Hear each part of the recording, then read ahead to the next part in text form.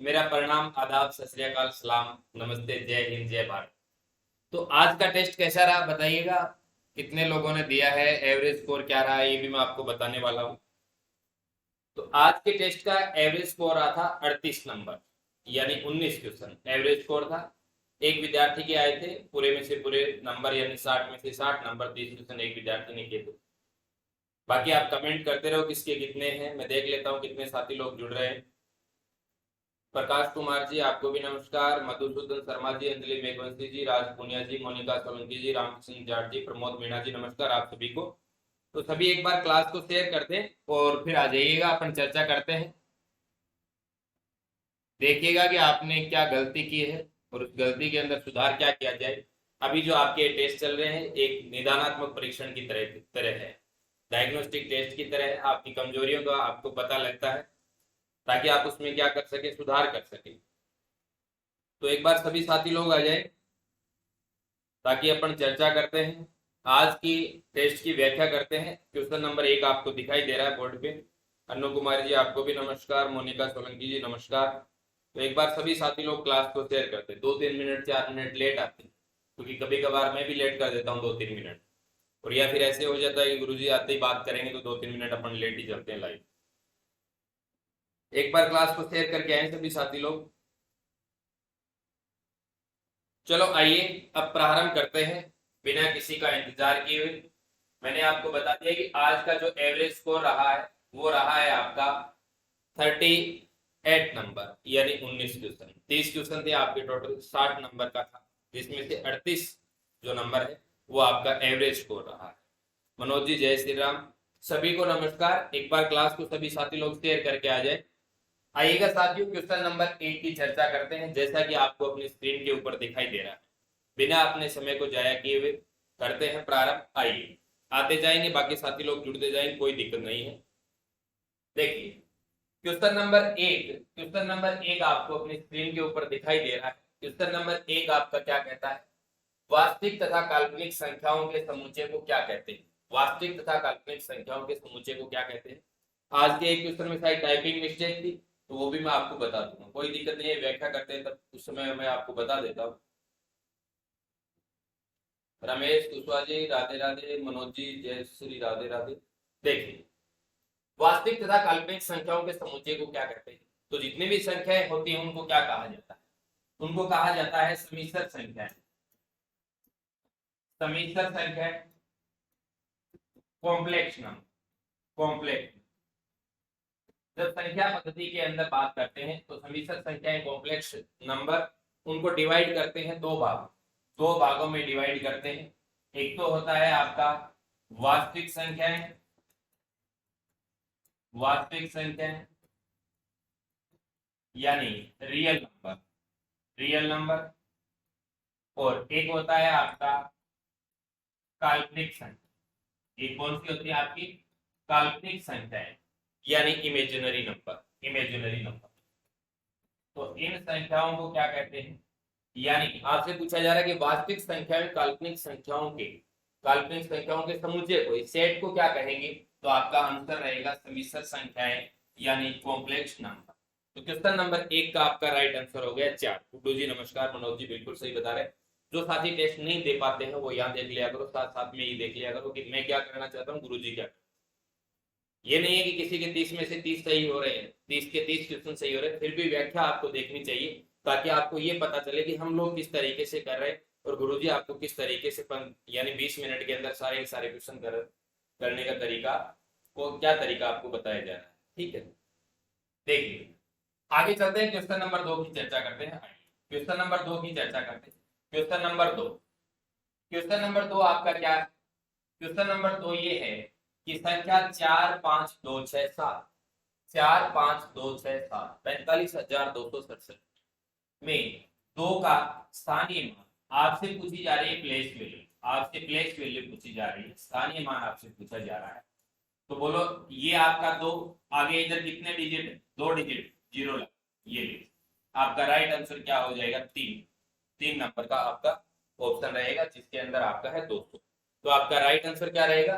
200, यानी 3 नंबर का आपका ऑप्शन रहने वाला। आगे बढ़ते हैं। आइए, नेक्स्ट क्वेश्चन की चर्चा करते हैं, क्वेश्चन नंबर 3 की चर्चा करते हैं। क्वेश्चन आपको देखने में भले ही आसान लगते होंगे, लेकिन छोटी छोटी गलतियां आप कहीं ना कहीं कर ही देते हैं। देखिए, 6 रोटियों में से 6 रोटियां, उनमें से प्रत्येक रोटी को 1/4 के टुकड़ों में बांटने पर, यानी प्रत्येक रोटी का क्या करना है, 1/4 टुकड़ा। तो 1/4 भागों की संख्या कितनी होगी? यदि आप सीधे तरीके से करें तो एक रोटी के जब आप 1/4 के भाग करोगे तो कितने भाग हो गए, 4। 6 रोटियां हैं टोटल, तो बोलो 4 × 6 कितना हो जाएगा, 24। कितने भाग हो जाएंगे, 24।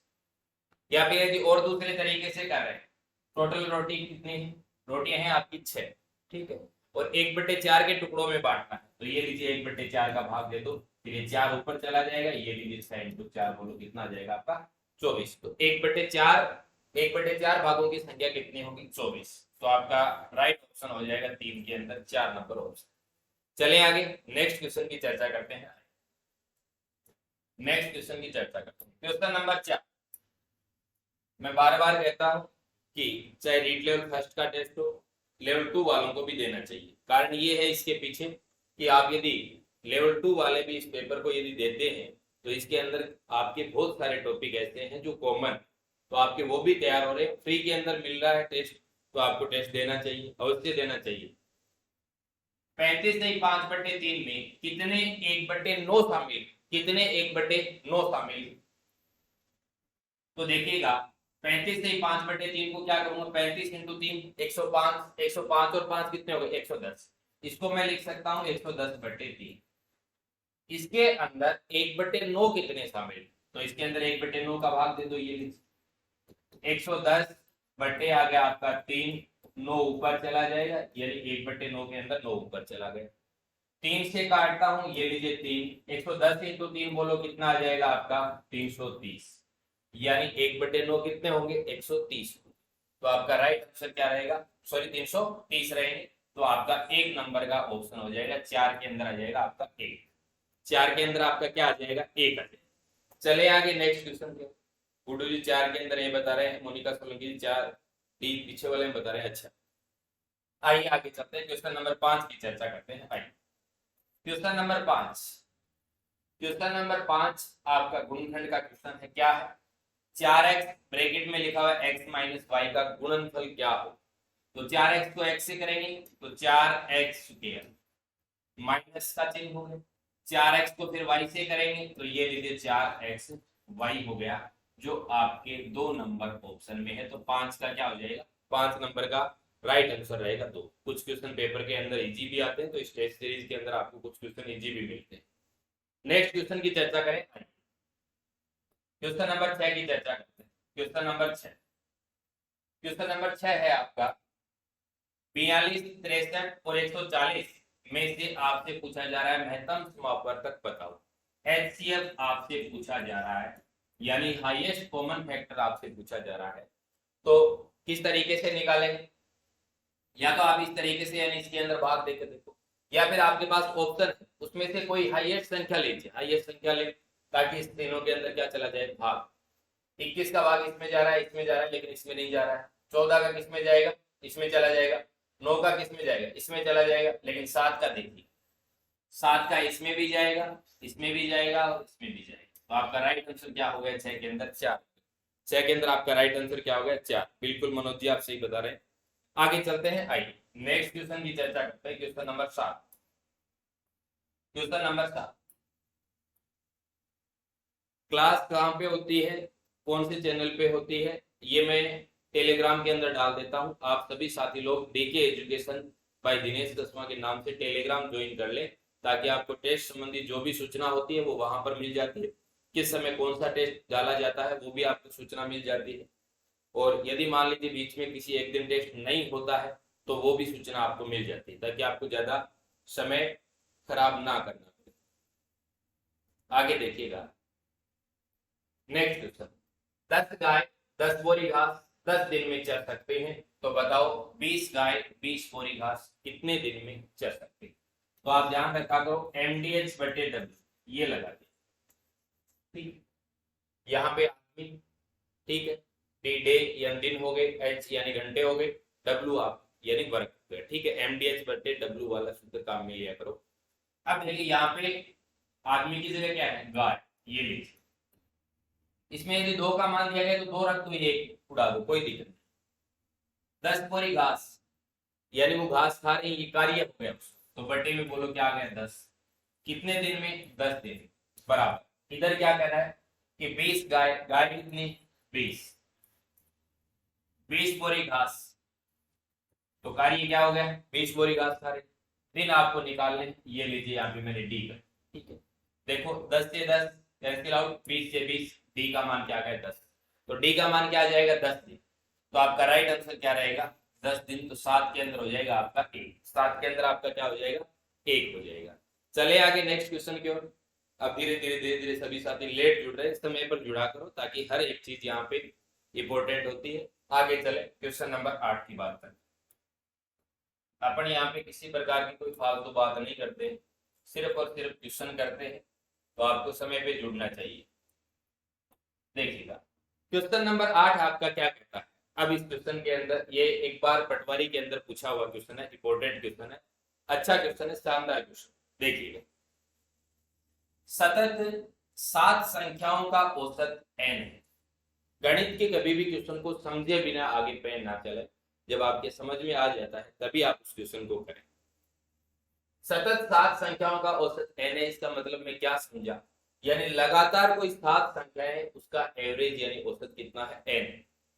इसी क्रम में आगे की 2 संख्याएं और शामिल कर दी जाए तो नया औसत क्या होगा।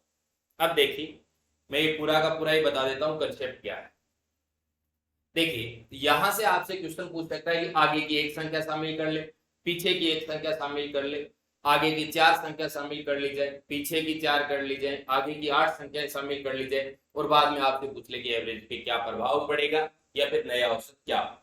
तो देखिए साथियों, एक बात हमेशा ध्यान रखना कि जब भी इस प्रकार का आपका क्वेश्चन आता है तो आगे की 1 संख्या इधर लेते हैं तो प्रत्येक संख्या के ऊपर औसत आधा बढ़ता है, और पीछे की जैसे ही संख्या लेते हैं तो औसत आधा घटता है।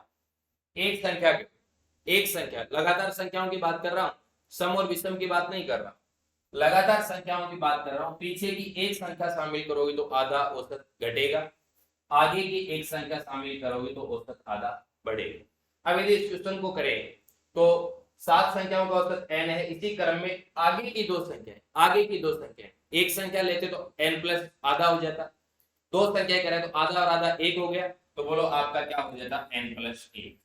आपका राइट आंसर क्या होता 8 के अंदर, आपका राइट आंसर 3 होता। लेकिन देखिए किस तरीके से, जैसे मैं ले रहा हूं 5 6 7, 3 संख्याएं ले रहा हूं, इसका एवरेज आप निकालोगे, आप इसका एवरेज कितना बताओगे, आप कहोगे सर इसका एवरेज 6 आ गया।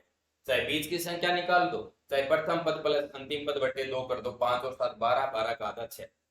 यदि मान लीजिए मैं लेता हूं यहाँ पे 5 6 7 8, अब यदि मैं आपको इसका एवरेज पूछूं तो आप क्या कहोगे 8 और 5 13, 13 बटे 2 बोलो कितना आ गया 6.5, ठीक है।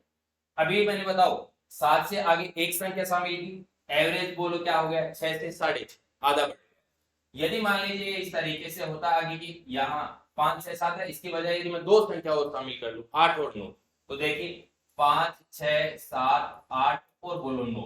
अब यहाँ से बोलो एवरेज निकालेंगे तो कितना आ जाएगा 5 और 9 14, 14 बटे 2 बोलो कितना आ जाएगा 7। अब यहाँ से देखिएगा, यहाँ से आप जब देखते हैं तो आगे की 2 संख्या इंक्लूड कर रहे हैं, यहाँ से आपका एवरेज 6 से कितना हो जाता है 7, इसका मतलब एवरेज आपका कितना हो गया 1 बट गया। यदि मैं पीछे की संख्या लेता हूं 4 5 6 7, 5 6 7 में पीछे की 1 संख्या शामिल की है, तो यहां से जब आप एवरेज निकालेंगे तो 4 और 7 कितना हो गया 11, 11 बटे 2 कितना आ जाएगा 5.5, तो यहां से देख सकते हैं औसत आधा घट गया। यदि मान लीजिए आप इस तरीके से 2 संख्याएं लेते हैं 3 4 5 6 7, 5 6 7 तो आपके पास पहले से है, पीछे की 2 संख्याएं और शामिल कर रहे हैं 3 और 4 कर ले, जब इसका एवरेज निकालोगे तो 7 और 3 10, प्रथम पद प्लस अंतिम पद 7 और 3 10, 10 बटे 2 बोलो कितना आ गया 5, तो यहाँ से देख सकते हैं आपका एवरेज 1 घट गया। तो पीछे की आगे की एक एक संख्या शामिल करते हो तो औसत आधा बढ़ता है, और पीछे की लेते हो तो औसत आधा घटता है, ये बात आप ध्यान में रखना। तो यहाँ पे बोलो क्या है कि इस क्रम में आगे की 2 संख्याएं और शामिल कर ली जाए तो आपके दिमाग में आना चाहिए कि जैसे ही 1 संख्या शामिल करेंगे एवरेज आधा बढ़ेगा, आगे की 2 संख्याएं शामिल करें इसका मतलब आधा और आधा 1 बढ़ेगा। तो n+1 हो गए। अब यदि इस क्वेश्चन के अंदर मैं आपसे ये पूछ लूं कि लगातार 7 संख्याओं का औसत n है, आगे की 6 संख्याएं और शामिल कर ली जाती है तो औसत कितना हो जाएगा? आप कहेंगे n+3। यदि मैं आपसे पूछता कि औसत कितना बढ़ जाएगा तो आपका आंसर रहता कि सर 3 बढ़ जाएगा। ठीक है, आगे चलता हूं। आइए नेक्स्ट क्वेश्चन की चर्चा करते हैं, क्वेश्चन नंबर 9 की चर्चा। क्वेश्चन नंबर 9 आपका क्या कह रहा है? 3 लड़कों की औसत आयु 16 वर्ष। 3 लड़के हैं, उनकी औसत आयु एवरेज एज है वो कितनी है? 16 ईयर, 16 वर्ष है। यदि उनकी आयु का अनुपात, 3 लड़के उनकी आयु का अनुपात कितना है? 4:5:7। अब देखिए मैं क्या करता हूं, छोटे लड़के की आयु आपसे पूछी, मैं इन तीनों अनुपातों का योग करता हूं। योग कितना आ जाएगा? 5 और 4 9, 9 और 7 16। तीनों की आयु का योग कर दिया अपन ने। और इधर तीनों की आयु कितनी होगी? जब 3 लड़कों की औसत आयु 16 है, इसका मतलब 16 16 16 ये बताया है। एवरेज का मतलब तो यही होता है कि एक समान मान।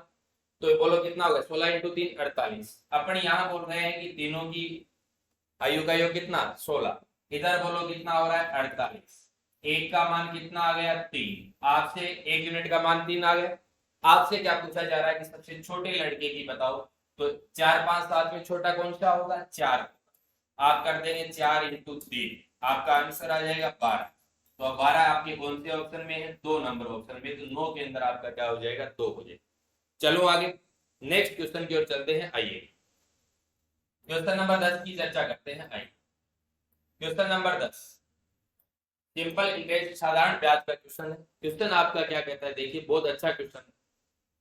किसी धन का एक निश्चित दर तथा समय के लिए, एक निश्चित दर है और एक निश्चित समय के लिए साधारण ब्याज मूलधन का अब इसके अंदर टाइप नहीं हुआ है, बाकी आपके टेस्ट में टाइप था, वो था 9/25। 9/25 मूलधन का 9/25 है। यदि दर तथा समय के संख्यात्मक मान, कल मैं आपको बता रहा था न्यूमेरिकल मान बोलेगा, संख्यात्मक मान बराबर है तो समय। अब समय और दर के अंदर बात क्या रहेगी? मान बराबर रहेगा संख्यात्मक मान, लेकिन समय के आगे वर्ष लिखा हुआ मिलेगा, दर के आगे आपको प्रतिशत लिखा हुआ मिलेगा। आगे देखिए, यानी क्या कह रहे हैं कि साधारण ब्याज, आप कहते हैं कि साधारण ब्याज तो मूलधन इंटू दर इंटू समय बटे 100 होता है, ये होता है साधारण ब्याज। और ये क्या कह रहे हैं? साधारण ब्याज मूलधन का 9/25 है, ये लीजिए P 9/25। ठीक, 9/25। अब यहां से आपको क्या करना है? सिर्फ सोल्व करना है। P को P से कैंसिल आउट कर देता हूं, या फिर यदि आप 100 मानते हैं तो 100 मान लीजिए, कोई दिक्कत नहीं। मैं सीधा वही तरीका बता रहा हूं जो आपका सूत्र का सीधा सा तरीका है, इसमें भी समय नहीं लगेगा, मात्र 10 सेकंड का समय इसमें लगेगा। अब देखिए यहाँ पे R और T, आपसे समय पूछा है तो इस R की जगह भी मैं क्या लिख देता हूँ? T। क्यों लिख दिया? क्योंकि अपन सूत्र के अंदर तो संख्यात्मक मान ही काम में लेते हैं, और इसके अंदर भी बोल रहा है कि दर व समय का संख्यात्मक मान बराबर है, तो यहाँ पे T कर दिया। ये लीजिए T² बराबर 9/25, ये 100 इधर आ जाएगा, ये भी 25 से काट दूं 4, 9 × 4 36। T² बराबर कितना आ गया? 36। T बराबर आपकी वैल्यू आ जाएगी 6। T बराबर वैल्यू आ जाएगी आपकी 6। यदि आपसे पूछे समय कितना है तो आपका आंसर रहेगा 6 वर्ष। ठीक है, यदि आपसे पूछे कि दर कितनी है तो दर हो जाएगी आपकी 6%। दर कितनी हो जाएगी? 6%। चले आगे नेक्स्ट क्वेश्चन की ओर आइएगा। आइए 10 के अंदर हो जाएगा आपका 4 नंबर का ऑप्शन। आगे चलते हैं क्वेश्चन नंबर 11। क्वेश्चन नंबर 11 आपके लेवल 2 के टेस्ट में भी था और आज लेवल 1 के टेस्ट में भी है। ठीक है, देखिएगा 36 मेजों का क्रय मूल्य 30 मेजों के विक्रय मूल्य के बराबर। जब आपका इस प्रकार का क्वेश्चन आता है तो जो पास में लिखा है उसको पास वाले से अटैच कर दो, जो दूर लिखा है उसको दूर वाले से। क्रय मूल्य को 30, विक्रय मूल्य को 36, आपका क्वेश्चन हो जाएगा। आपने कहा कि एसपी कितना? 36, सीपी कितना? 30। अब इसके अंदर आप भी देख सकते हो कि क्रय मूल्य 30 है, विक्रय मूल्य 36 है, तो लाभ होगा। लाभ कितने का हुआ? 30 के ऊपर 6 का हो गया, ये लीजिए, इंटू बोलो क्या कर दिया? 100, क्योंकि मेरे को लाभ प्रतिशत निकालना है, तब मैंने 100 किया। 103 से काटूंगा 2, बोलो लाभ कितना आ गया? 20%। कितना आ गया? 20%। तो आपका राइट आंसर हो जाएगा 11 के अंदर 2। 11 के अंदर 2।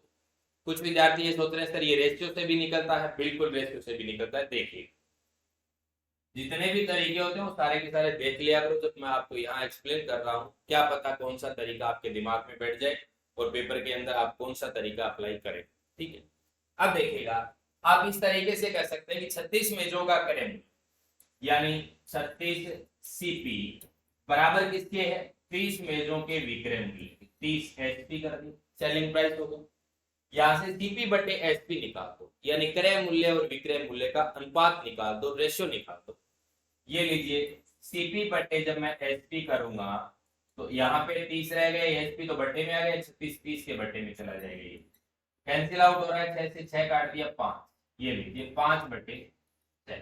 सीपी है, क्रय मूल्य आपका 5, विक्रय मूल्य आपका 6, इसका मतलब 5 के ऊपर 1 का लाभ हो रहा है, ये लीजिए 5 के ऊपर 1 का लाभ हो रहा है, लेकिन आपको लाभ प्रतिशत निकालना है, प्रतिशत निकालने के लिए आप 100 से मल्टीप्लाई करें, ये लीजिए आपका राइट आंसर क्या आ गया, 20%। तो प्रॉफिट कितना होगा, 20% आपका प्रॉफिट रहेगा।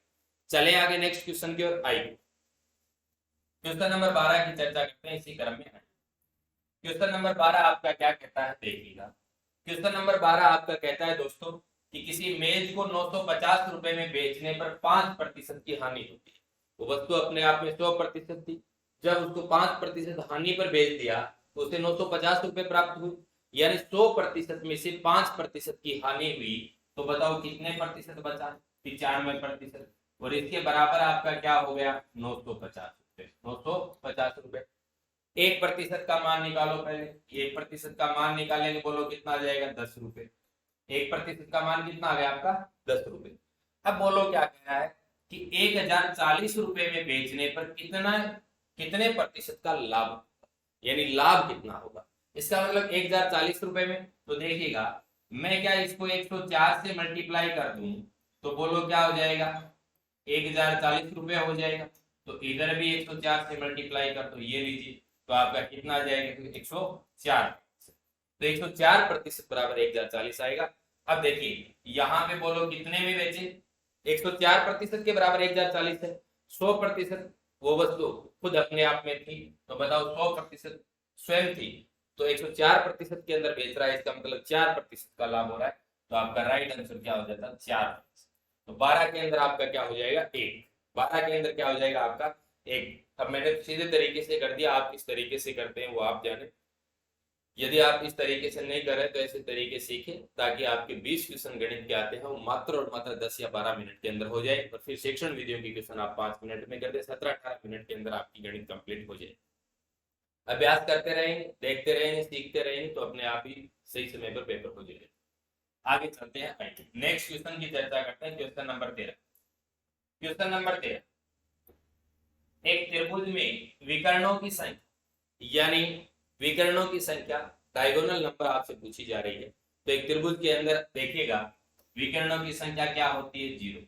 यदि आप इसको इससे मिलाते, अब विकर्ण किस तरीके से खींचते, आमने सामने के शीर्षों को मिलाने से बनता है। यदि यहाँ से आप खींचेंगे तो सामने ये है, ये यहाँ से खींचेंगे तो ये है, इधर ये है, तो बताओ इसके अंदर डायगोनल की क्या हो जाएगी, संख्या 0 हो जाएगी, जो आपके 4 नंबर ऑप्शन में है। तो आपका 13 का आंसर क्या रहेगा, 4। आगे चलते हैं, आई क्वेश्चन नंबर 14 की बात करें। अब देखिए क्वेश्चन नंबर 14 के अंदर मिस्टेक क्या हुई, या अपना क्वेश्चन सही है, आंसर मैं सही बताऊं, लेकिन टाइपिंग के अंदर मिस्टेक होगी। जो अपना टाइपिस्ट था उस समय उसने क्या किया, फंसाना तो मैं आपको आंसर में आपको चाह रहा था, लेकिन उन्होंने ही गलत कर दिया। ठीक है, कैसे देखिएगा, एक त्रिभुज में माध्यिकाओं की संख्या कितनी होती है, आपको पता है कि एक त्रिभुज में माध्यिकाओं की संख्या कितनी होती है, 3 होती है। अब देखिए ये ध्यान किस तरीके से, जब भी आपके किसी क्वेश्चन का आंसर 1 2 3 4 आए, 1 2 3 4 आए, तो आप बिल्कुल अलर्ट हो जाइए, अलर्ट हो जाइए। क्यों, क्वेश्चन आसान, लेकिन आपको क्या करेगा, आपको ऑप्शन के अंदर उलझाएगा। ऑप्शन के अंदर उलझाएगा कैसे, ऑप्शन के अंदर उलझाएगा कैसे, सर टेस्ट कहाँ होता है, टेस्ट होता है डीके एजुकेशन बाय दिनेश दसवां एप्लीकेशन के अंदर टेस्ट होता है, निःशुल्क टेस्ट होता है, लेट्स विद जी, निःशुल्क टेस्ट है सब लोगों के लिए, रीड लेवल फर्स्ट और रीड लेवल सेकंड का टेस्ट आपको डेली मिलता है। ठीक है, और बाकी लेट्स विद जी अपन लास्ट में और चर्चा कर लेंगे, जो भी आपके कमेंट रहेंगे आप लास्ट में मेरे से पूछ लीजिएगा। अभी अपन 16 क्वेश्चन और कर लेंगे। अब देखिए दोस्तों, मैं ये बार बार क्यों बोल रहा हूँ, क्योंकि आपके 150 क्वेश्चन आने वाले हैं, उसमें से एक क्वेश्चन आपको कंफर्म ऐसा मिलेगा। जब भी आप 1 2 3 4 आपका आंसर आ जाए, आप तुरंत एक बात ध्यान में रखना कि ऑप्शन देखना। ठीक है, अपन क्या करते हैं, ये 3 नंबर देखिए और अपन डायरेक्ट क्या करते हैं, जिस तरीके से अपनी ओमार सीट के अंदर भरा हुआ था इस तरीके से, और अपन क्या करते हैं डायरेक्ट 3 पे चले जाते हैं। लेकिन अपने को ये देखना है कि ये 3 आपके किस ऑप्शन में है। तो आप देखेंगे कि आपका 3 है वो किस ऑप्शन में है, 2 नंबर ऑप्शन में, इसमें है 2 नंबर ऑप्शन में। जबकि अपने पेपर के अंदर उन्होंने गलती से क्या कर दिया था, 3 नंबर। ये गलती में सोच रहा था कि कहीं ना कहीं आप करेंगे। ठीक है, तो देखिएगा यहाँ पे देखो 1 लिखा हुआ है, यहाँ पे 4 लिखा हुआ है, लेकिन देखो अब 1 2 3 4 कंटिन्यू नहीं लिखे। क्यों नहीं लिखे, क्योंकि यहाँ पे विद्यार्थी मार्क खाता है। तो देखिए 3 आपका आंसर क्या आया, 3 आया, लेकिन ऑप्शन में कौन से में था, 2 में। तो आपका राइट आंसर ये ना होकर बोलो क्या होता, ये। बात समझ गए। तो 1 2 3 4 जब भी आपके किसी क्वेश्चन का आंसर आए तो आप बिल्कुल अलर्ट हो जाइएगा कि जो आपने आंसर निकाला है वो किस ऑप्शन में। आपने निकाला था आंसर 3, लेकिन ऑप्शन 2 में था। ठीक है, आगे चलते हैं, आइए नेक्स्ट क्वेश्चन की चर्चा करते हैं। तो इसका आंसर क्या हो गया, आंसर हो गया 3 नंबर, आंसर हो गया आपका 2 नंबर ऑप्शन। ऑप्शन क्या हो गया, 2 नंबर। ठीक है, और लेकिन आंसर की बात करें तो इसका क्या रहा, माध्यिकों की संख्या 3 होती। ठीक है, आगे चलते हैं, आइए क्वेश्चन नंबर 15 की चर्चा करते हैं। क्वेश्चन नंबर 15, क्वेश्चन नंबर 15 आपका क्या कहता है कि 10 हेक्टामीटर किसके बराबर है, 10 हेक्टामीटर किसके बराबर है। मैं आपको बार बार ये बात मापन संबंधी जो भी अपन ने टॉपिक किया था उसके अंदर मैंने बताई थी, एक बार फिर बता। जब भी आपके इस तरीके से हेक्टा डेसी सेंटी किसी मिली में बदलना हो तो आप कम से कम 5 या 4 मान याद रख लो, ताकि आपका आसानी से हो जाएगा। यदि पॉजिटिव घातों की बात करूं तो देखिए 10 की घात 1, 10 की घात 2, 10 की घात 3, फिर आगे चलेगा 10 की घात 6, 10 की घात 9। ये ध्यान में रखना। इधर 10 की घात -1, 10 की घात -2, 10 की घात -3, 10 की घात -6, 10 की घात माइनस, ये ध्यान में रखना। अब इसको क्या बोलते हैं, deka hecto kilo mega giga tera penta exa, इस तरीके से deci centi milli micro nano pico femto है। ठीक है, तो देखिए ये आपको ध्यान रखना है डेसी, ये आपको ध्यान में रखना है सेंटी कहते हैं 10 की घात -2 को, सेंटी नहीं सेंटी। 10 की घात -3 को क्या कहते हैं, मिली कहते हैं। कहां पर मिली ये मत पूछना। 10 की घात -3 को क्या कहते हैं, मिली कहते हैं। 10 की घात -6 को क्या कहते हैं, माइक्रो। 10 की घात डेसी सेंटी मिली माइक्रो, 10 की घात -9 को कहते हैं नैनो। आगे बात करें तो फेम्टो एटो भी आ जाएंगे, deci centi milli micro nano pico femto, nano pico femto atto. ठीक है, अब 10 की घात -12 को क्या बोलेंगे, पिको बोलेंगे। ठीक है, अब आगे अब इसकी बात करें तो 10 की घात 1 को बोलते हैं डेका, 10 की घात 2 को बोलते हैं हेक्टा, 10 की घात 3 को बोलते हैं किलो, 10 की घात 6 को बोलते हैं मेगा, मेगा गा, और इसको बोलते हैं गीगा, गीगा। ठीक है, अब देखिए 10 हेक्टामीटर पूछा जा रहा है। 10 आपको क्या करना है, यहाँ पे मीटर में दिया हुआ है, ये लीजिए मीटर मीटर। अब ज्यादा आपको क्या किसमें दे रखा है, मीटर में, तो आप पहले मीटर में बदलने का प्रयास करें। यदि आपका मीटर में तीनों में मिल जाता है तो अच्छी बात, नहीं मिलता है तो आपका कंफर्म हो गया कि आपका 4 नंबर ऑप्शन रहेगा। ऐसे भी आप क्वेश्चनों को किया करो, ठीक है, पेपर में, ताकि आपका समय कम। अब देखो आप इस एकता को हटाओ, एकता को हटाना, हटाने का मतलब ये नहीं है कि सर 10 मीटर हो गया, नहीं। एकता का न्यूमेरिकल मान रख दो। एकता का न्यूमेरिकल मान कितना होता है, 10 की घात 2, ये लीजिए, और आगे आपने लिख दिया मीटर। 10 की घात 2 100 हो गए, और 100 × 10 बोलो कितना हो गया, 1000। आप तो ये देख लो कि आपके ऑप्शन में 1000 मीटर है, ये आपके ऑप्शन में रहा। आपका 15 का राइट आंसर हो जाएगा। तो चलो आगे, आइए नेक्स्ट क्वेश्चन की चर्चा करता हूँ, क्वेश्चन नंबर 16। अब देखिएगा ये भी मैं आपको बहुत लाजवाब तरीके से बताने वाला, देखिएगा किस तरीके से, 2 तरीके से बताने वाला। किसी वर्ग की भुजा दुगनी कर दी जाए तो क्षेत्रफल कितना हो जाएगा, क्षेत्रफल कितना हो जाएगा। ठीक है, देखिएगा माना कि एक वर्ग की भुजा ए थी तो उसका क्षेत्रफल कितना था, a × a²। यदि मान लीजिए उसकी वर्ग की भुजा दुगनी कर दी यानी 2a कर दी तो उसका क्षेत्रफल कितना आ जाएगा, 2a × 2a यानी 4a², 4a²। तो बताओ कितने गुना होगा, 4। बताओ कितने होगा, 4। अब बताओ इस क्वेश्चन के अंदर समय लगेगा, बिल्कुल नहीं लगेगा। मान लीजिए ये कहता है कि यदि किसी वर्ग की भुजा दुगुनी कर दी जाए तो परिमाप कितना हो जाएगा, परिमाप कितना हो जाएगा। तो देखिए यदि मान लीजिए ए भुजा थी तो उसका परिमाप कितना था, 4 है। यदि उसकी भुजा दुगुनी कर दी 2a, तो बोलो क्या हो जाएगा, परिमाप यदि बात करेंगे तो बोलो कितना हो जाएगा, 2a plus 2a plus 2a, बोलो कितना हो जाएगा 8। तो बोलो परिमाप कितना होगा, परिमाप 2 गुना ही। ठीक है, यहाँ ये क्षेत्रफल 4 गुना क्यों हो रहा है, क्योंकि यह दुगुनी है, 2 इंटू 2। यदि मान लीजिए आपको बोलता है कि तिगुनी कर दी जाए तो आप कहते हैं 9 गुना हो जाएगा। ठीक है, एक तो तरीका हो गया ये आपका, बोलो कितना हो जाएगा 4 गुना ये। ठीक, एक मैं आपको एक ही तरीके से करवाता हूँ क्षेत्रफल प्रतिशत प्रभाव वाले से। तो क्षेत्रफल प्रतिशत प्रभाव वाले से, क्षेत्रफल प्रतिशत प्रभाव वाले की यदि बात करूं तो वो होता है आपका 100 प्लस माइनस प्रतिशत इंटू 100 प्लस माइनस प्रतिशत। इस तरीके से मैं यूं करवाता हूं, क्योंकि बाद में कुछ विद्यार्थी बोलेंगे कि सर आपने तो कहा था कि गुणा संबंधी आते हैं, इसे एक सूत्र से ही हो जाते हैं, सारे के सारे एक ट्रिक से हो जाते हैं। तो ये होता है क्षेत्रफल प्रतिशत कितना हो जाएगा। और यदि बात करें प्रभाव पूछे तो आप क्या कर देते हैं, माइनस। लेकिन यहाँ पे आपसे प्रभाव नहीं पूछ रहा है, ये पूछ रहा है कितना हो जाएगा। देखो जब ए भुजा है, ए को 2a कर रहा है, इसका मतलब इसके अंदर ए और जुड़ रहा है, तो 100% की वृद्धि कर रहा है। कितने प्रतिशत की, 100 की, यानी 100 के अंदर 100 और कर रहा है। तो 100 प्लस 100 बोलो 200, 100 प्लस 100 बोलो कितना, 200, बटे आ गया आपका 100, 1 0 से 1 0 ये भी, 200 इंटू 2 कितना आ जाएगा 4। इसका मतलब 400 क्या आ रहा है, प्रतिशत आ रहा है। तो बताओ कितना हो जाएगा, 4 गुना हो जाएगा। कितना हो जाएगा, 4। तो ये भी क्या आएगा आपका, क्या आएगा आपका ऑप्शन 3 नंबर हो जाएगा। चलूं आगे। सर इस टेस्ट में 60 नंबर का होता है ईच क्वेश्चन 2 मार्क्स का। बिल्कुल बिल्कुल सही बात है सर, टेस्ट तो 30 नंबर का होता है, फिर आपने स्कोर 19 कैसे बताया। एकलव्य शर्मा जी मेरी बात सुनिएगा, ऊपर दिशा निर्देश दिए जाते हैं टेस्ट के अंदर, बिल्कुल दिशा निर्देश दिए जाते हैं। वहां पर जब आप क्लिक करके जाते हैं तब हालांकि आप पढ़ते नहीं हो, एक अलग बात है, लेकिन अपने 30 क्वेश्चन रहते हैं, 30 मिनट का समय रहता है, 30 क्वेश्चनों के अपन ने नंबर कर दिए 7। ठीक है, चले आगे। अब भी कुछ समझ में नहीं आता है तो फिर भी आप पूछ सकते हैं।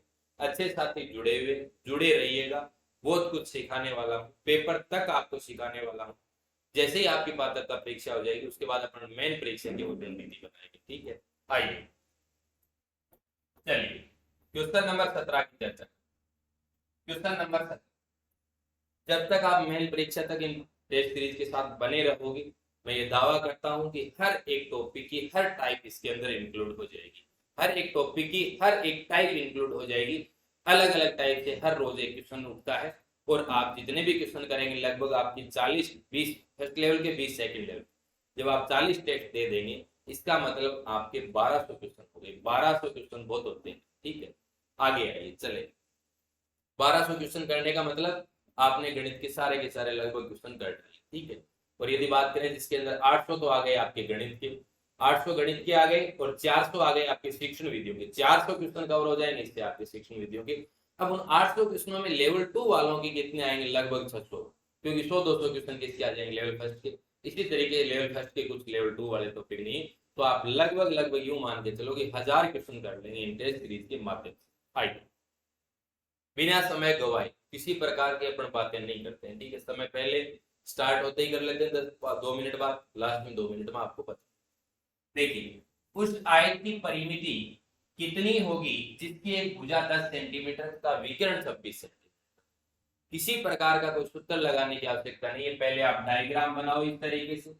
ये बना दिया आपने, ये आयत बना दिया, इसका विकर्ण कितना है 26, और ये लीजिए एक भुजा कर देता हूं 10।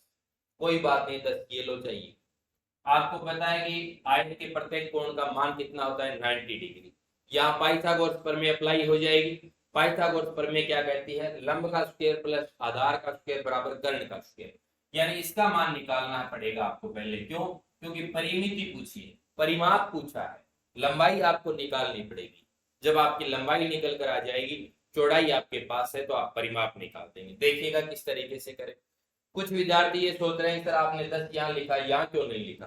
कोई बात नहीं, यहाँ लिख दो तो भी आपकी लंबाई चौड़ाई मान आ जाएगा। ठीक है, देखिए 10 का स्क्वायर करता हूँ 100, लंब स्क्वायर प्लस आधार आपने x मान रखा है, x स्क्वायर कर देता हूँ, बराबर लंब स्क्वायर प्लस आधार स्क्वायर बराबर बोलो क्या हो जाएगा, कर्ण स्क्वायर होता है। लेकिन यहाँ अपना ये जो आपको राइट एंगल ट्राइंगल दिखाई दे रहा है, समकोण त्रिभुज आपको दिखाई दे रहा है, इसका जो कर्ण भुजा है वो 26 है, जो अपना विकर्ण है इस आयत का, तो 26 का वर्ग हो जाएगा आपका 676।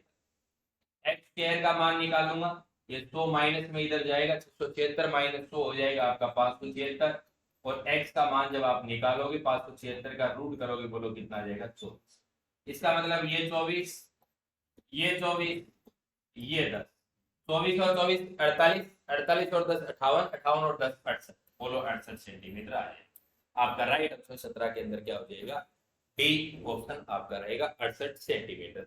परिमाप का किसी भी आकृति के अंदर परिमाप के कभी सूत्र मत रटा करो, क्योंकि परिमाप का अर्थ होता है चारों ओर का माप। यानी यदि आप देखते हैं तो ये क्या होता है, परिमाप। परिमाप, अब इस परिमाप के बारे में यदि थोड़ा बहुत जानते हो तो क्या होगा, देखिए इन चीजों का अर्थ समझा। माप का अर्थ होता है मापना, माप का अर्थ क्या होता है, मापना। परि परि का अर्थ क्या होता है, चारों।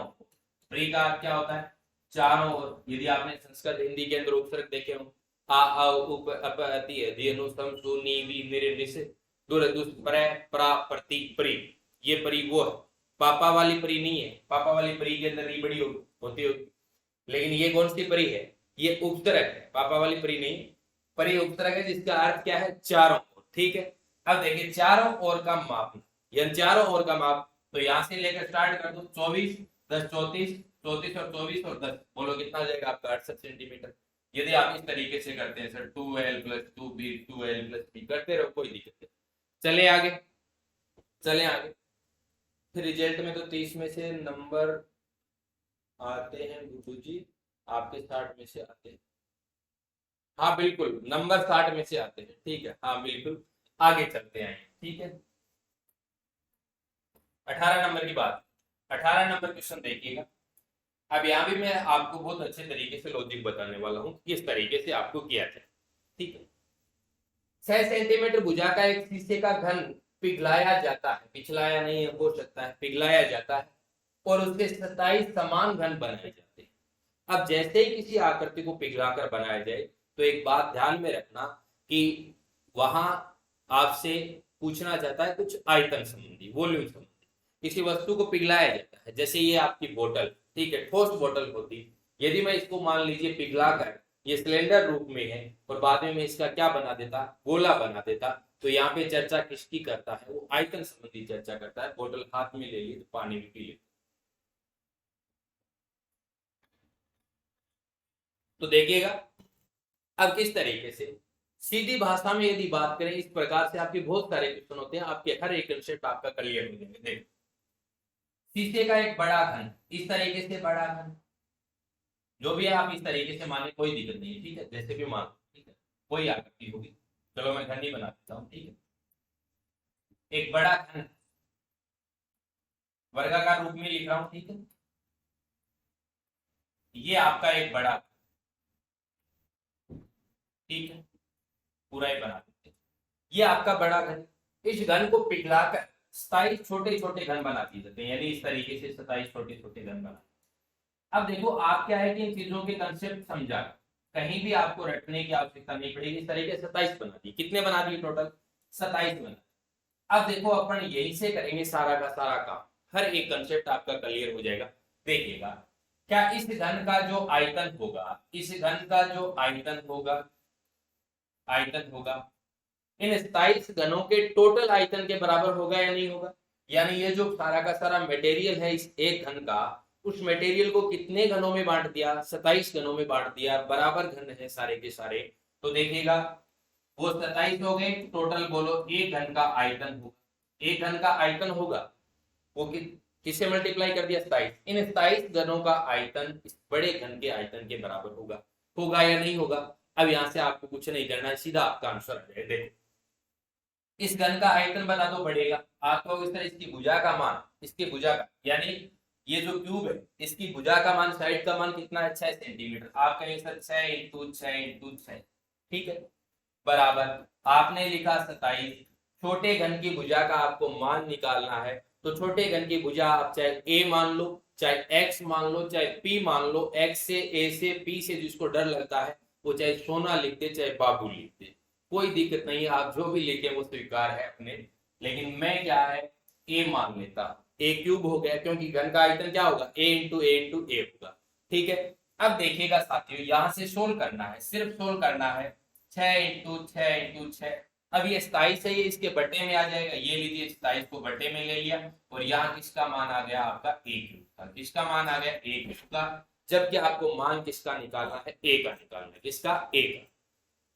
सिर्फ और सिर्फ यहाँ पे आपको क्या करना है, कैंसिल आउट करना। 3 से करता हूं 9 बार, 3 से आ जाएगा 2, 3 से करता हूं 3 बार, 3 से आ जाएगा 2, 3 से करूंगा 2।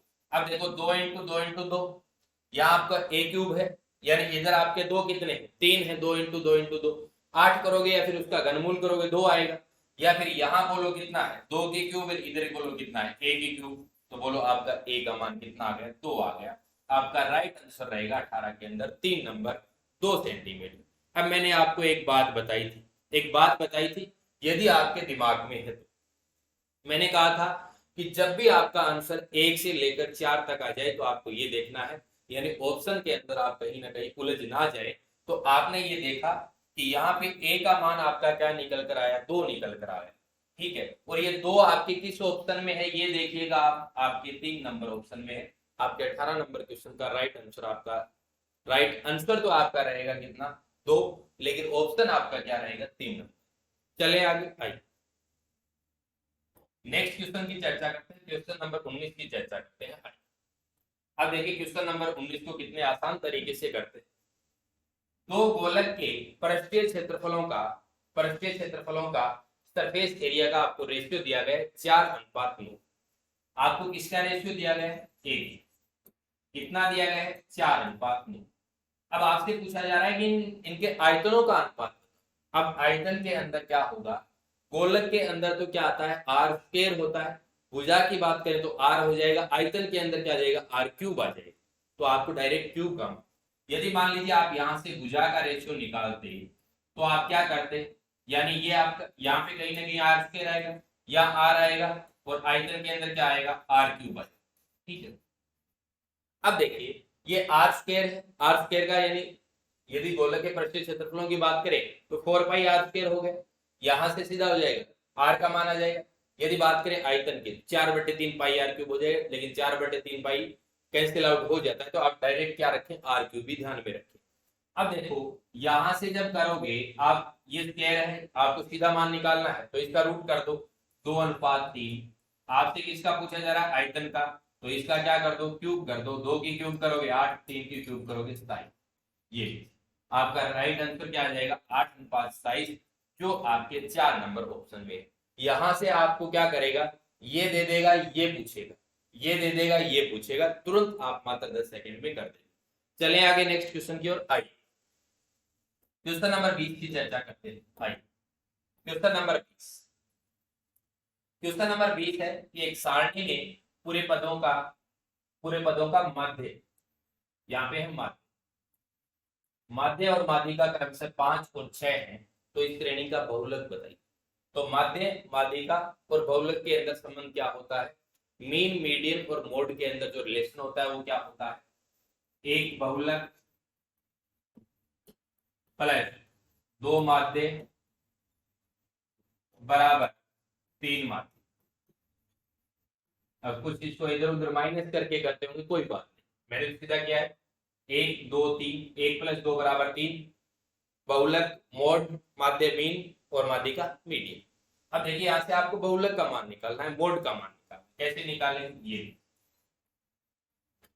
+2 माध्यिका का माध्य का मान कितना है, मीन का मान कितना है 5, 5 × 2 कितना हो जाएगा 10, +10 बराबर। मीडियन का मान, माध्यिका का मान कितना है आपका 6, तो 6 × 3 कितना हो जाएगा 18। ये यहां से आपको मोड यानी बहुलक का मान निकालना है, तो ये 10 इधर माइनस में जाएगा, 18 - 10 कितना आ जाएगा, आपका राइट आंसर आ जाएगा 8 आ जाएगा, जो आपके 3 नंबर ऑप्शन में है। तो 20 के अंदर हो जाएगा साथियों आपका 3 नंबर, 20 के अंदर हो जाएगा आपका 3। चले आगे, आइए ये थे आपके 20 क्वेश्चन किसके, गणित के। अब आगे चलते हैं, शिक्षण विधियों के क्वेश्चनों की चर्चा करते हैं। और जो विद्यार्थी कोर्स संबंधी कोई जानकारी लेना चाहते हैं उन विद्यार्थियों को बता देता हूँ 2 मिनट के लिए। यदि अपन टेस्ट की बात करें तो टेस्ट आपको मिलता है DK education by Dinesh Kaswa mobile application के अंदर। आपको क्या करना पड़ेगा, DK education by Dinesh Kaswa mobile application आपको डाउनलोड करना पड़ेगा और वहां जाने के बाद आपको क्या मिलेगा, टेस्ट मिलता है। टेस्ट के बारे में बता देता हूँ, बीच में लगे आप। यदि आप ये application DK education by Dinesh Kaswa mobile application download करते हैं तो जैसे ही अपना एप्लीकेशन ओपन होगा, ओपन होने के बाद क्या होगा, यहाँ आपको 3 लाइनें मिलेंगी। जैसे ही इसके ऊपर क्लिक करते हैं तो आपको कहीं ना कहीं एक ऑप्शन मिलता है फ्री टेस्ट का। फ्री टेस्ट का वहां पे जाने के बाद आप टेस्ट को जब ओपन करेंगे वहां टेस्ट दे सकते हैं। लेकिन टेस्ट ओपन करने के बाद यदि आप बैक कर लेते हैं वो आपका एक बार अटेम्प्ट मान लिया जाता है, बाद में आप दोबारा वो टेस्ट नहीं दे सकते हैं। और जो विद्यार्थी कोर्स संबंधी कोई सूचना लेना चाहते हैं, जैसे ही आप मोबाइल एप्लीकेशन ओपन करते हैं बीच में आपके स्टोर आता है।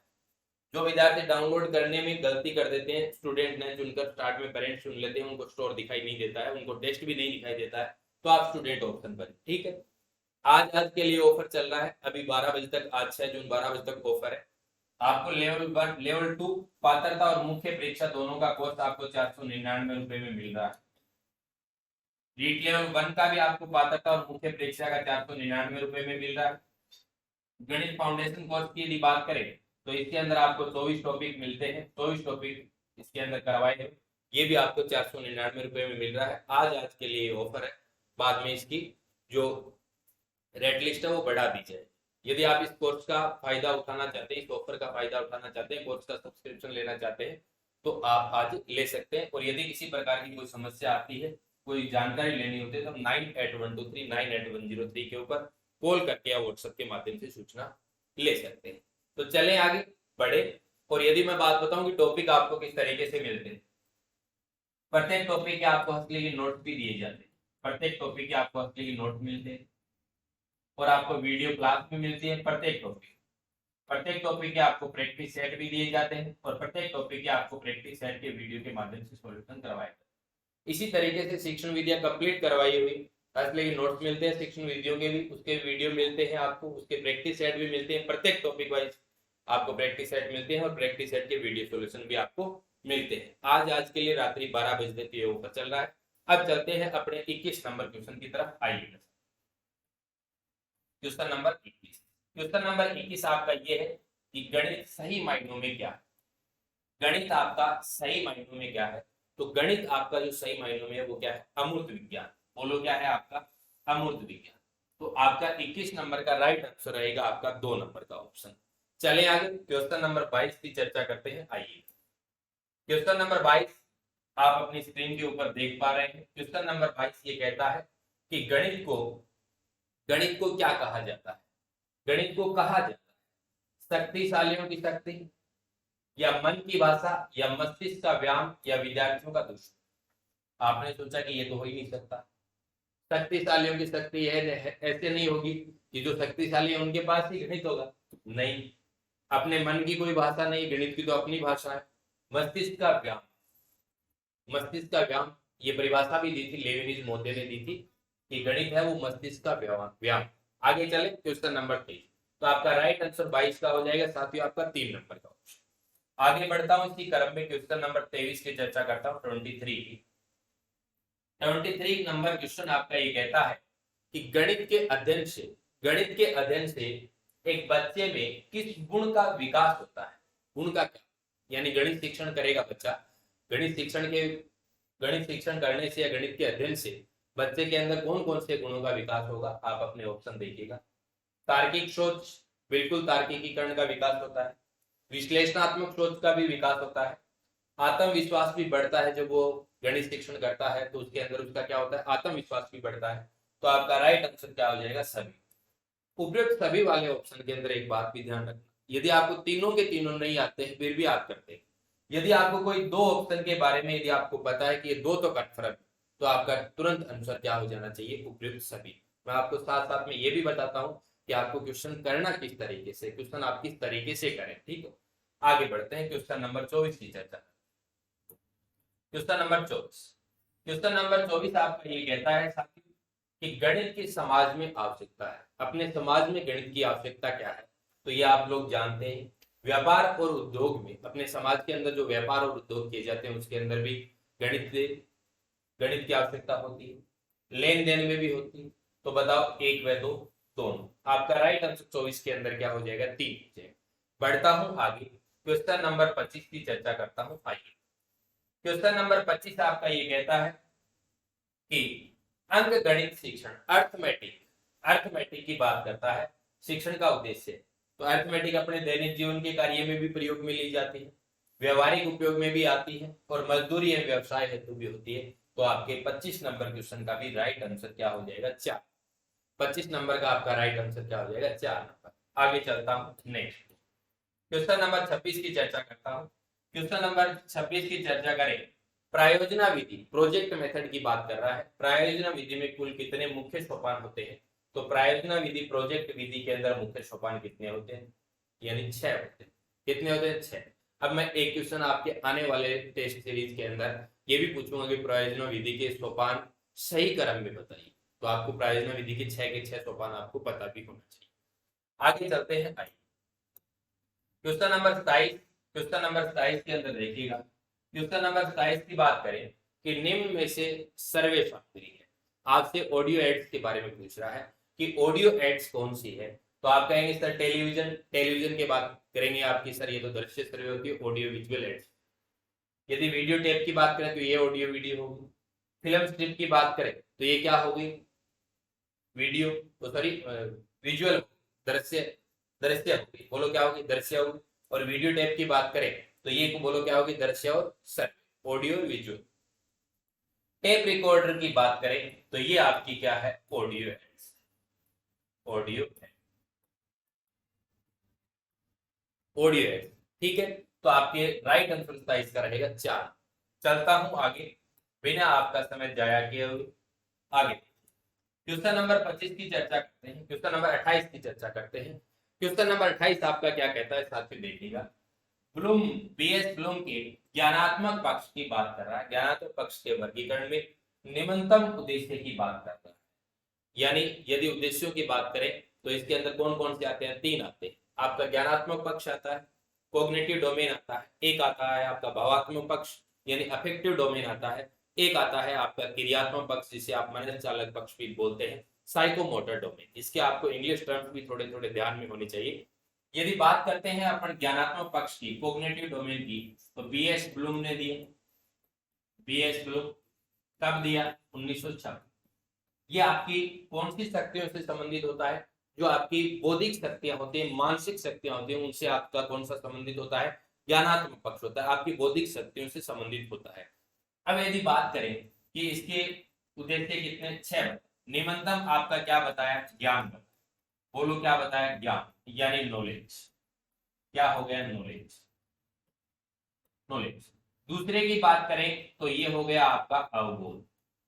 ज्ञान के बाद क्या आएगा, अवबोध, अंडरस्टैंडिंग या कॉम्प्रिहेंसिव, अवबोध, अंडरस्टैंडिंग। तीसरा जो आएगा वो हो जाएगा आपका ज्ञानोपयोग, या फिर आप इसको बोलते हैं कई बार अनुप्रयोग भी बोलते हैं। ज्ञानोपयोग हो जाएगा application of knowledge, application of knowledge, application of knowledge. इसके बाद आएगा आपका विश्लेषण, विश्लेषण, एनालिसिस, विश्लेषण आएगा आपका, एनालिसिस आ जाएगा। फिर इसके बाद जो इसके ऊपर का जो स्तर होगा वो रहेगा आपका संश्लेषण, वो रहेगा आपका संश्लेषण, यानी आपका रहेगा सिंथेसिस, सिंथेसिस। जैसे जैसे मैं लिख रहा हूं साथ साथ में आप भी इस तरीके से गौर किया करो ताकि आपको पता चले कि अभी सर कौन सा लिखने वाला। इसके बाद जो आपका आता है ये आता है आपका मूल्यांकन। क्या आता है, मूल्यांकन, इवैल्यूएशन। ये मैंने संज्ञानात्मक पक्ष के 6 उद्देश्य लिखे हैं, जिसमें सबसे पहले जिसकी प्राप्ति करनी होती है वो होती है ज्ञान की।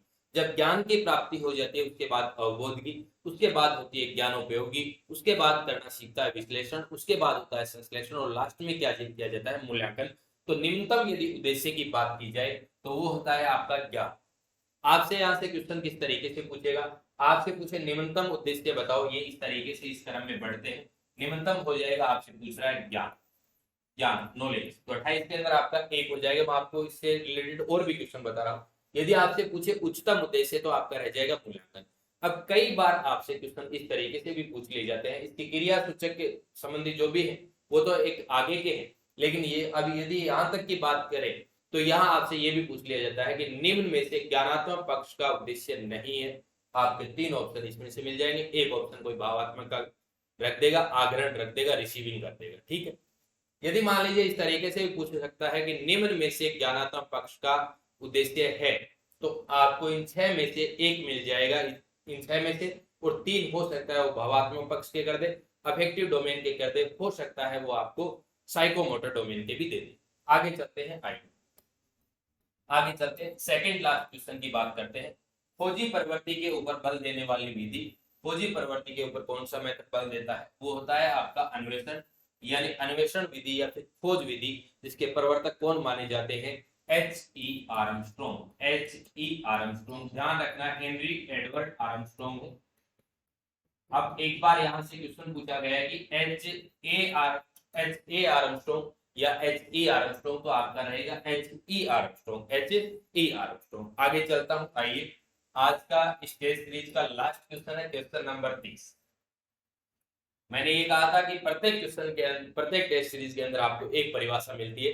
जब आप 40 टेस्ट देंगे तो आपकी 40 परिभाषाएं रोज एक एक करते हुए मैं आपको याद करवाता हूँ। ठीक है। गणित एक भाषा है, गणित एक क्या है? भाषा है। तो ये किसने दी थी? गिब्स ने दी। किसकी परिभाषा है ये? गिब्स की परिभाषा है कि इन्होंने कहा कि गणित क्या है? एक भाषा है। गणित क्या है? एक भाषा है। तो साथियों आज के सेशन को अपन यहीं पे विराम देते हैं। बाकी मिलते हैं कल अपन नेक्स्ट टेस्ट के साथ। मैं आपको बता देता हूं, कल जो आपका टेस्ट रहेगा वो आपके रीड लेवल 2 का, रीड लेवल 2 का रहेगा। समय आपको दिया जाएगा, समय रहेगा आपका 12 बजे से लेकर आपका 7 बजे तक, शाम का 7 बजे तक आप टेस्ट दे सकते हैं। आपकी 8:30 या 9 बजे तक रैंक दिखाई दे देती है, बाद में अपन व्याख्या कर लेते हैं। यहाँ पे जो रीड लेवल 2 का जो टेस्ट रहेगा वो आपका रहेगा टेस्ट नंबर 3 रहेगा। टेस्ट नंबर कौन सा रहेगा? 3 रहेगा। और ये कब रहेगा? आज 6 जून है, कब रहेगा ये? 7 जून को। कब रहेगा? 7 जून को रहेगा। फिर इसके बाद यदि मैं बात करूं तो 8 जून को किसका रहेगा? 8 जून को रहेगा रीड लेवल 1 का टेस्ट नंबर 3। रीड लेवल 1 का टेस्ट नंबर 3। तो दोस्तों कभी भी ये मत भूलिएगा कि आप लेवल फर्स्ट की तैयारी करें, आप लेवल 2 का टेस्ट नहीं दे रहे, लेवल 2 की तैयारी करें, आप लेवल फर्स्ट का टेस्ट नहीं दे रहे। यहाँ पर आपसे किसी प्रकार का कोई शुल्क नहीं लिया जाता है। आपको निःशुल्क जब टेस्ट सीरीज मिल रही है तो आपके जितने टॉपिक आ रहे हैं उतने टॉपिकों की तो आपको क्वेश्चन करने चाहिए, ताकि आपको ये पता चले किसी लेवल 1 में से, किसी ये 2 लेवल है, लेवल 1 और लेवल 2, इनमें से आप एक की तो तैयारी करते हैं, तो लगे हाथ दूसरे का भी टेस्ट दे दिया करो, ताकि आपके कुछ बहुत सारे टॉपिक कॉमन है। और यदि आप लेवल 2 की कर रहे हैं, लेवल 2 का टेस्ट आता है तो बात ही कुछ अलग है। उस समय तो आपको जी जान लगा देनी चाहिए। सर मेरे ऐप की सिस्टम समझ में नहीं आया। प्रेमचंद जी, आप DK education by Dinesh Kaswa YouTube channel पर जाएंगे तो वहां आपको सारी की सारी प्रोसेस बताई हुई है, वहां वीडियो डाला हुआ है। उसके बाद भी यदि आपकी किसी प्रकार की समस्या आती है तो आप 98123 और 98103 के ऊपर संपर्क कर लीजिएगा। और पीछे की जितनी भी अपनी क्लासें हुई है वो सारी की सारी DK education by Dinesh Kaswa YouTube channel के ऊपर आपको मिल जाएंगी। आपको टेलीग्राम भी ज्वाइन करना है, डीके एजुकेशन बाय दिनेश कसवा, ताकि आपको समय समय पर क्लासेस संबंधी सूचना मिलती रहे। तो ठीक है दोस्तों, मिलते हैं कल अपन 9:15 पे रीड लेवल 2 के टेस्ट नंबर 3 की व्याख्या के साथ, इसी जोश और जुनून के साथ। अपने स्वास्थ्य का ध्यान रखें और अपनी पढ़ाई में मस्त रहें। जय हिंद, जय भारत।